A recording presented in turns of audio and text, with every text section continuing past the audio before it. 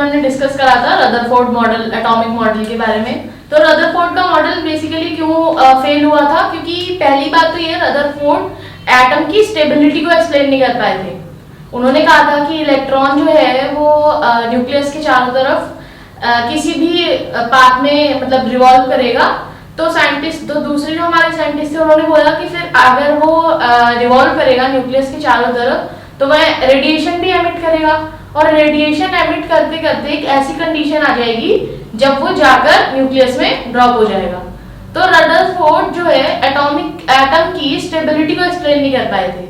और सेकंड चीज ये थी कि रदरफोर्ड ने कहा था जो एटॉमिक स्पेक्ट्रम है वो हमारा कॉन्टिन्यूअस होना चाहिए, जबकि आगे जब फ्यूचर में जब डेवलपमेंट्स होने लगे तो हमें पता लगा कि एटॉमिक स्पेक्ट्रम एक्चुअली डिसकंटिन्यूअस होता है। तो रदरफोर्ड मॉडल बेसिकली रदरफोर्ड का एटॉमिक मॉडल इन दो चीजों का एक्सप्लेन नहीं कर पाया था। फिर क्या हुआ, हमारे और जो नए साइंटिस्ट आए उन्होंने और ज्यादा आगे डेवलपमेंट्स की। तो मेजरली क्या दो डेवलपमेंट्स हुई थी, उन्होंने जो है स्टडी करी इंटरेक्शन रेडिएशंस की। जो रेडिएशंस एमिट करता है कोई भी चार्ज पार्टिकल जब वो मूव करता है तो वो रेडिएशंस एमिट करता है। तो जो साइंटिस्ट थे उन्होंने उस रेडिएशन की इंटरेक्शन स्टडी की कि वो रेडिएशन जो है वो कैसे इंटरेक्ट कर रही है या कैसे कुछ इन्फ्लुएंस कर रही है मैटर को या एटम को कैसे इन्फ्लुएंस कर रही है। तो उन्होंने क्या दो चीजें देखी कि जो हमारी इलेक्ट्रोमैग्नेटिक रेडिएशन होती है, जो चार्ज पार्टिकल हमारी जो भी हमारा चार्ज पार्टिकल होता है जब वो मूव करता है या एक्सेलरेट करता है तो वो इलेक्ट्रोमैग्नेटिक रेडिएशन एमिट करता है। तो उन्होंने देखा कि इलेक्ट्रोमैग्नेटिक रेडिएशन की ड्यूअल प्रॉपर्टीज, ड्यूअल कैरेक्टर होता है, यानी इलेक्ट्रोमैग्नेटिक रेडिएशन जो होती है उसमें वेव लाइक प्रॉपर्टीज भी होती हैं और पार्टिकल लाइक प्रॉपर्टीज भी होती हैं। ठीक है। और दूसरा पॉइंट क्या था कि experimental results regarding atomic spectrum which can be explained only by assuming quantized electronic energy levels in atoms. तो साइंटिस्ट ने क्या करा, एटॉमिक स्पेक्ट्रम को फिर से देखा कि एटॉमिक स्पेक्ट्रम हमारा कैसा आ रहा है। रदरफोर्ड ने बोला कि कंटीन्यूअस आना चाहिए, तो उन्होंने बोला कि नहीं एटॉमिक स्पेक्ट्रम तो डिसकंटीन्यूअस है।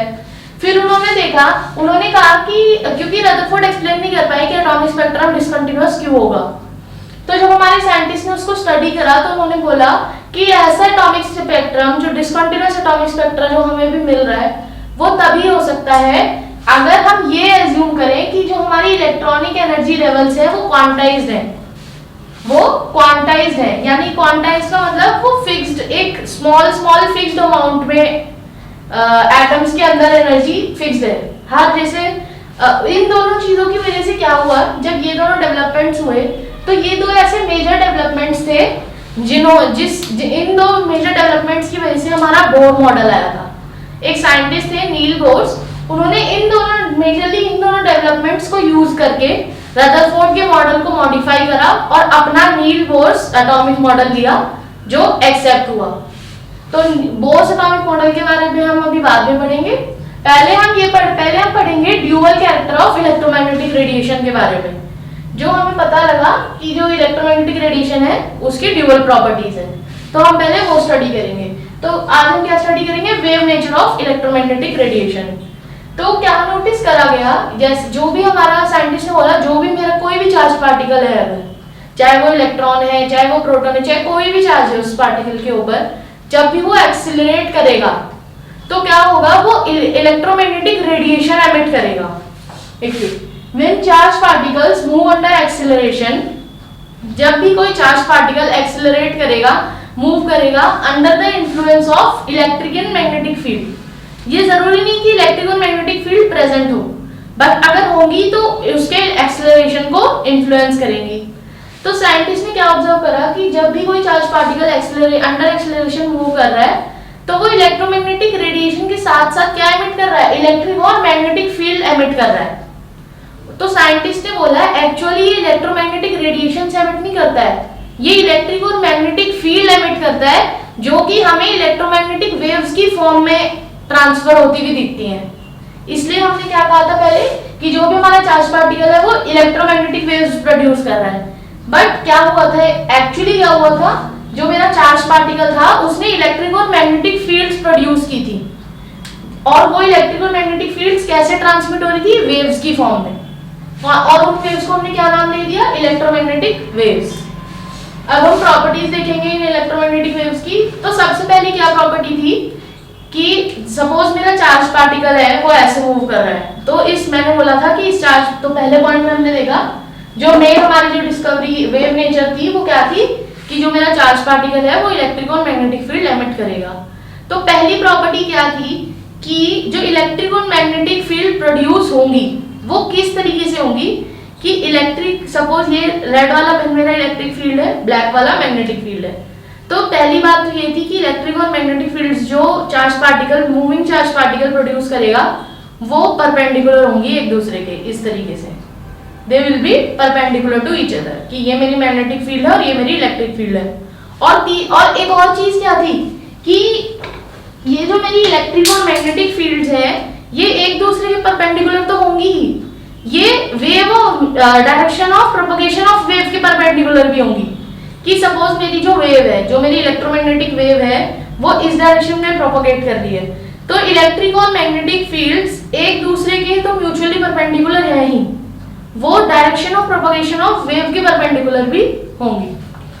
तो पहली कैरेक्टरिस्टिक ये थी इन इलेक्ट्रोमैग्नेटिक वेव्स की कि fields are perpendicular to each other and to the direction of propagation of wave. Second property क्या थी कि इलेक्ट्रोमैग्नेटिक वेव्स को कोई भी मीडियम नहीं चाहिए था ट्रैवल करने के लिए। जैसे हमारी साउंड वेव्स होती हैं या वाटर में जो वेव्स प्रोड्यूस होती हैं उनको एक मीडियम चाहिए होता है ट्रैवल करने के लिए। बट क्या नोटिस करा गया कि इलेक्ट्रोमैग्नेटिक वेव्स को कोई भी मीडियम नहीं चाहिए प्रोपागेट करने के लिए या ट्रैवल करने के लिए, वो वैक्यूम में भी मूव कर सकती हैं। जैसे कि हमारी लाइट वेव्स थी, जो हमारी लाइट है वो भी एक फॉर्म ऑफ रेडिएशन ही है। तो मैक्सवेल ने ही Maxwell was the first, James Maxwell ने ही ये बताया था कि चार्ज पार्टिकल जो है वो अल्टरनेटिंग इलेक्ट्रिक और मैग्नेटिक फील्ड प्रोड्यूस करता है, जिसकी वजह से हमें wave nature of electromagnetic radiation के बारे में पता लगा था। तो मैक्सवेल ने ही इसके बारे में बताया था हमको। मैक्सवेल ने ही हमें ये बताया था कि लाइट वेव्स जो है वो भी इलेक्ट्रोमैग्नेटिक वेव्स होती हैं। तो जस्ट लाइक लाइट वेव्स, इनको भी कोई मीडियम नहीं चाहिए होता ट्रैवल करने के लिए। थर्ड प्रॉपर्टी क्या देखी गई कि जो मेरा थर्ड प्रॉपर्टी में हम स्टडी करेंगे इलेक्ट्रोमैग्नेटिक स्पेक्ट्रम को। अब इलेक्ट्रोमैग्नेटिक स्पेक्ट्रम क्या होता है, डिफरेंट वेव्स जो होती हैं, डिफरेंट टाइप्स ऑफ रेडिएशंस, उनकी अलग अलग वेवलेंथ होती है। हर टाइप की रेडिएशन की अलग अलग वेवलेंथ होती है। तो मैंने क्या देखा, जब हमें ये पता लग गया कि इलेक्ट्रोमैग्नेटिक वेव्स जैसा भी कुछ होता है कि जब चार्ज पार्टिकल्स मूव करते हैं तो इलेक्ट्रोमैग्नेटिक वेव्स प्रोड्यूस होती हैं, तो क्या हुआ, फिर साइंटिस्ट ने कहा कि हम एक इलेक्ट्रोमैग्नेटिक स्पेक्ट्रम को स्टडी करेंगे। क्या देखा उसने, इलेक्ट्रोमैग्नेटिक स्पेक्ट्रम बेसिकली है क्या कि डिफरेंट टाइप्स ऑफ रेडिएशंस किस किस वेवलेंथ पे और किस किस फ्रीक्वेंसी पे कौन कौन सी रेडिएशन हमारी प्रोड्यूस हो रही है, कौन कौन सी रेडिएशन की क्या क्या वेवलेंथ और फ्रीक्वेंसी है, हमने ये देखा इलेक्ट्रोमैग्नेटिक स्पेक्ट्रम में। तो देख लेते हैं हम क्या हुआ। New stands for frequency of the radiation, और लैम्डा होता है, lambda stands for wavelength of the radiation. तो क्या देखा कि फ्रीक्वेंसी जो मेरी थी 10⁻⁴ की फ्रीक्वेंसी तक लॉन्ग रेडियो वेव्स प्रोड्यूस हो रही थी। फिर उसके बाद 10⁸ की हर्ट्ज की फ्रीक्वेंसी तक रेडियो वेव्स प्रोड्यूस होती थी। रेडियो वेव्स कौन सी वेव्स हैं, जो ब्रॉडकास्टिंग के लिए यूज होती है। जैसे आजकल आज जो हम रेडियो सुनते हैं इस फ्रीक्वेंसी पे वो रेडियो वर्क करता है, रेडियो वेव्स प्रोड्यूस होती है। फिर हमारी आई 10⁻10 तक माइक्रोवेव्स, 10⁻10 हर्ट्ज की फ्रीक्वेंसी तक। This IR means infrared reason, ठीक है। इंफ्रारेड रीजन कहां तक आता है, 10⁻14 तक, 10⁻14 हर्ट्ज की फ्रीक्वेंसी तक। फिर साइंटिस्ट ने क्या देखा कि इसी बीच में एक और हमें रीजन मिल रहा है, और सिर्फ एक यही ऐसा रीजन था, ये जो रीजन है सिर्फ यही एक ऐसा रीजन था जो विजिबल था। विजिबल यानी जो हम अपनी आई से देख सकते हैं, नेकेड आई से जो हम देख सकते हैं, वो सिर्फ ये वाला रीजन था, सिर्फ ये वाला रीजन, और कोई भी वेव्स हमें दिखी नहीं। हमें सिर्फ ये वाला जो रीजन था ये उन्होंने बोला कि सिर्फ यही दिखेगा, ये था, इसको क्या नाम दे दिया इसलिए उन्होंने विजिबल रीजन। इसकी वेवलेंथ थी 400 नैनोमीटर से 750 नैनोमीटर। क्या 400 नैनोमीटर से 750 नैनोमीटर तक हमारा विजिबल रीजन था। विजिबल रीजन में उन्होंने क्या कहा कि विजिबल रीजन में आपको डिफरेंट कलर्स की रेडिएशन दिखेंगी। सबसे कम वेवलेंथ की रेडिएशन कौन सी है? वॉयलेट। और सबसे ज्यादा वेवलेंथ की रेडिएशन रेड। ये ऐसे जैसे हम अभी रेनबो में पढ़ते हैं, विबग्योर इस ऑर्डर में हमारी वेवलेंथ वॉयलेट से लेकर रेड तक इंक्रीज होती है, और इस ऑर्डर में हमें ऐसा विजिबल स्पेक्ट्रम दिखा। विजिबल इलेक्ट्रोमैग्नेटिक, ये था visible region of electromagnetic spectrum. फिर हम और ज्यादा फ्रीक्वेंसी पे मूव करें तो हमें मिला अल्ट्रावायलेट रीजन, फिर हमें मिली एक्स रेज, और फिर हमें फाइनली मिली गामा रेज। गामा रेज की फ्रीक्वेंसी होती है सबसे ज्यादा और वेवलेंथ होती है सबसे कम। तो हम देखेंगे कि फ्रीक्वेंसी होती क्या है। बेसिकली फ्रीक्वेंसी का मतलब होता है कि एक सेकंड में मेरी कितनी वेव्स प्रोड्यूस हो रही है। सुनना एक बार दोबारा समझते हैं। देखिए साउंड, आपने साउंड का चैप्टर पढ़ा होगा क्लास 9th में, तो उसमें है क्लास 9th में जो साउंड का चैप्टर है उसमें पढ़ाया जाता है। सबसे पहली बात होती है टाइम पीरियड की। टाइम पीरियड क्या होता है कि एक वेव को मूव करने के लिए कितना टाइम लगा, एक वेव को कंप्लीट होने के लिए कितना टाइम लगा। वेव कुछ ऐसे शो करते थे, साउंड वेव ऐसे करके, ये एक वेव होती थी। तो टाइम पीरियड था कि एक वेव को कंप्लीट होने के लिए कितना टाइम लगा। फ्रीक्वेंसी होती है 1 upon time period. Frequency is 1 upon time period, तो टाइम पीरियड का रेसिप्रोकल। तो फ्रीक्वेंसी की क्या डेफिनेशन थी कि एक सेकंड में, टाइम पीरियड में हम बात कर रहे थे कि एक वेव को कितना टाइम लगा, फ्रीक्वेंसी में हम बात कर रहे हैं कि एक सेकंड में, 1 सेकंड में कितनी वेव्स कंप्लीट हुई। Frequency is number of waves completed in 1 second. और फ्रीक्वेंसी की एसआई यूनिट थी हर्ट्ज, या इसको हम कह देते हैं second raise to the power -1, या 1 अपॉन सेकंड। 1 अपॉन सेकंड क्यों? क्योंकि फ्रीक्वेंसी होती है 1 अपॉन टाइम पीरियड। फिर वेवलेंथ हम देखते हैं, तो वेवलेंथ की यूनिट क्या होगी? लेंथ जैसी, यानी कि मीटर। वेवलेंथ की एसआई यूनिट होती है मीटर, पर कभी कभी सेंटीमीटर भी यूज कर लेते हैं। और एक और रिलेशन है हमारा। और फिर हाँ, एक बात और इम्पोर्टेंट जो है हमारी यहाँ पे, वो क्या है, जब हम अभी तो हम इलेक्ट्रोमैग्नेटिक स्पेक्ट्रम अभी हमने पढ़ा। मैंने बोला कि अगर हम मैंने क्योंकि ये बोला था कि मेरी इलेक्ट्रोमैग्नेटिक वेव्स को कोई मीडियम नहीं चाहिए ट्रैवल करने के लिए, ये वैक्यूम में भी मूव हो सकती हैं। तो अगर मैं ये इलेक्ट्रोमैग्नेटिक स्पेक्ट्रम को वैक्यूम में ले जाऊं, यानी कि इन सारी वेव्स को मैं वैक्यूम में ले जाऊं, तो साइंटिस्ट ने क्या ऑब्जर्व करा कि वैक्यूम में ये सारे जितना भी हम इलेक्ट्रोमैग्नेटिक स्पेक्ट्रम में हमें जितनी भी रेडिएशंस दिख रही है अलग अलग टाइप की, ये सब वैक्यूम में सेम स्पीड से मूव करती हैं। कितनी स्पीड से? 3 × 10⁻⁸ मीटर पर सेकेंड। और ये जो वैल्यू होती है, ये होती है equal to speed of light. ये कहने का मतलब क्या है कि इलेक्ट्रोमैग्नेटिक स्पेक्ट्रम में मेरी जितनी भी डिफरेंट टाइप्स ऑफ रेडिएशंस दिख रही है मेरे को, वो सारी रेडिएशन वैक्यूम में, only in vacuum, same speed से मूव करती हैं। कितनी स्पीड से?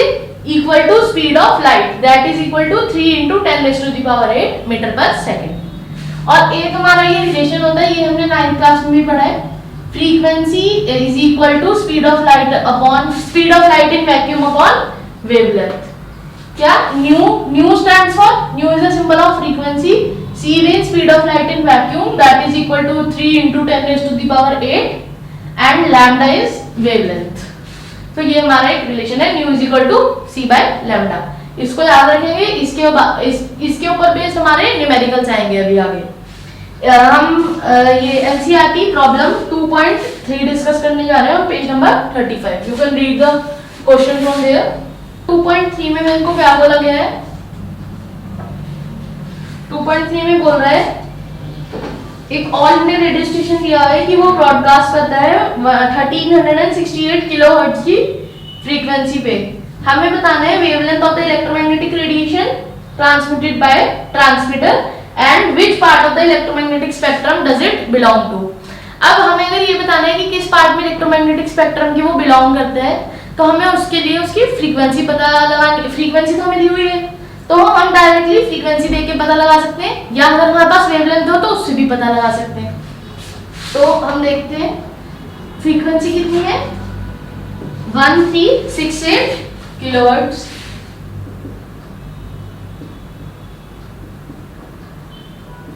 अब हमने जो आपको फॉर्मूला बताया था nu is equal to c by lambda, इसमें सी तो मेरा मीटर पर सेकंड में है और लैम्डा मेरा मीटर में है और फ्रीक्वेंसी यहाँ पे हमें हर्ट्ज में रखनी है।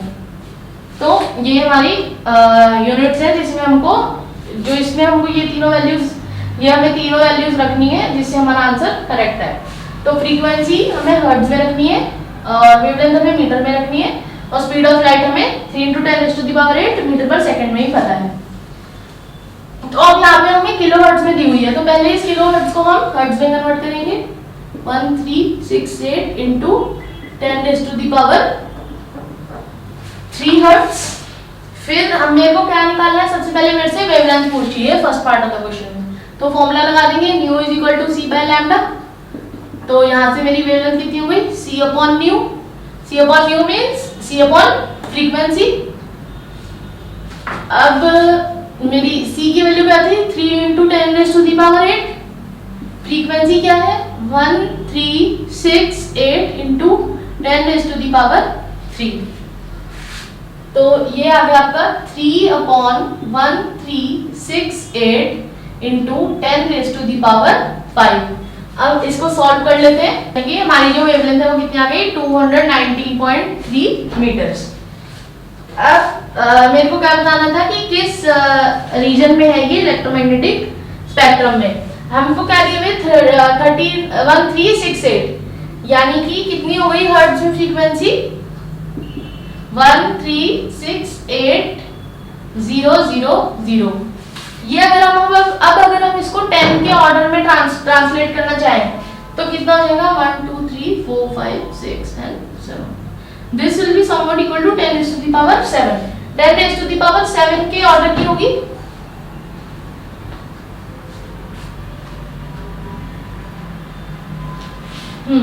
तो ये हमारा कुछ 10⁻7 के ऑर्डर का होगा। और मैंने हमने जब इलेक्ट्रोमैग्नेटिक स्पेक्ट्रम स्टडी किया था तो आपने अपनी कॉपी में बनाया हुआ था, उसमें से चेक कर सकते हैं। 10⁻7 के ऑर्डर की अगर फ्रीक्वेंसी हो तो ये कौन सा रीजन होता है इलेक्ट्रोमैग्नेटिक स्पेक्ट्रम का, रेडियो वेव्स। यानी कि जो हमें ये फ्रीक्वेंसी की वेव दी हुई है, it lies in the region of radio waves. अब हम नेक्स्ट एग्जांपल देख लेते हैं, प्रॉब्लम नंबर 2.4।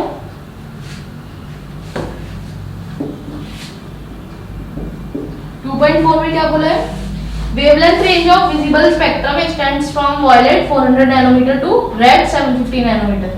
हमें इन फ्रीक्वेंसीज को वेवलेंथ में कन्वर्ट करके बताना है। सॉरी, ये हमें वेवलेंथ दी हुई है 400 nanometre and 750 nanometre of the visible spectrum. हमें इन वेवलेंथ्स को फ्रीक्वेंसीज में कन्वर्ट करके बताना है। तो वायलेट की क्या दी हुई है वेवलेंथ, 400 नैनोमीटर। तो पहले हम 400 नैनोमीटर वेवलेंथ को कन्वर्ट करेंगे किसमें, फ्रीक्वेंसी में। अब नैनोमीटर में मैंने क्या कहा था कि वेवलेंथ मीटर में रखनी है, तो इसको चेंज कर लेंगे।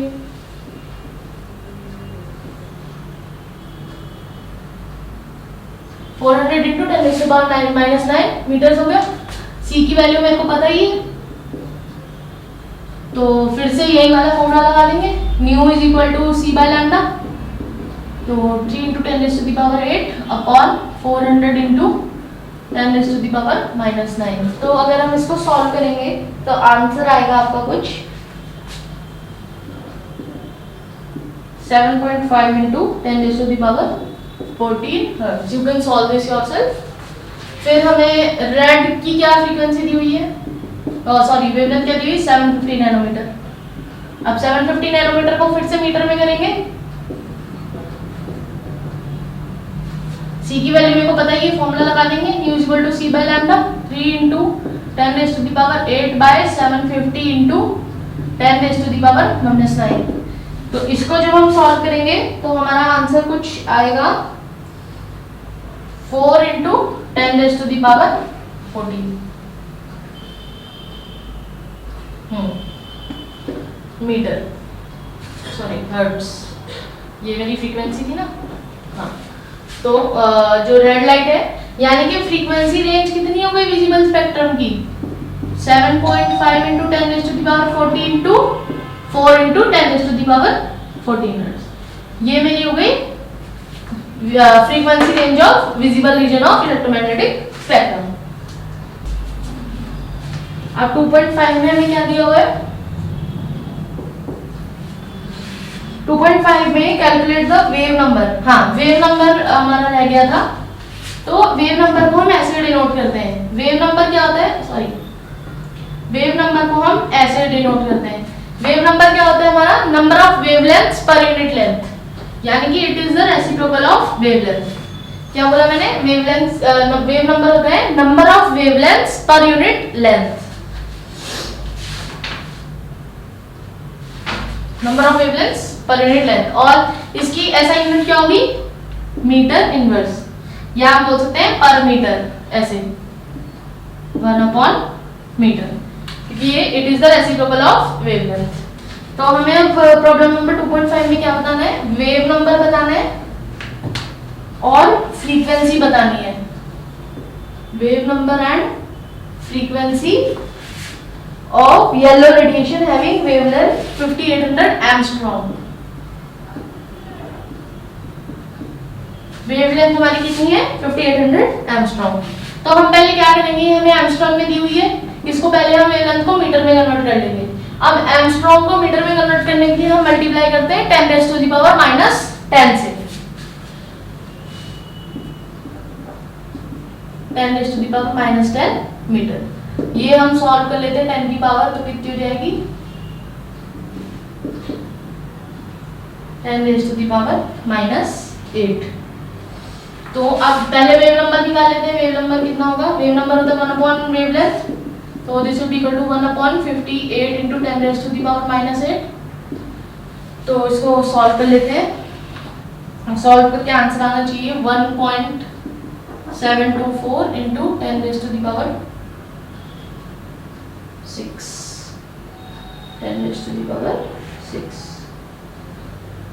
मीटर। तो this you can solve the value yourself and you can cross check the answer। 1.724 into 10⁻6 metre. Second part में क्या निकाला था, फ्रीक्वेंसी। फ्रीक्वेंसी का क्या फॉर्मूला था, c by लैम्डा। c था 3 into 10⁻8 और लैम्डा था मेरा वेवलेंथ 58 into 10⁻⁻8। तो इसको सॉल्व कर लेंगे तो आंसर, तो ये आप लोग एक बार अपने आप आंसर कैलकुलेशन चेक कर लेंगे। वैसे आंसर आना चाहिए 5.172 इंटू 10⁻14 एंड ऐसा यूनिट क्या है, पर सेकंड, सेकंड इज टू -1, या क्या लिख सकते हैं हम, और 5.172 into 10⁻14 hertz. This is our answer.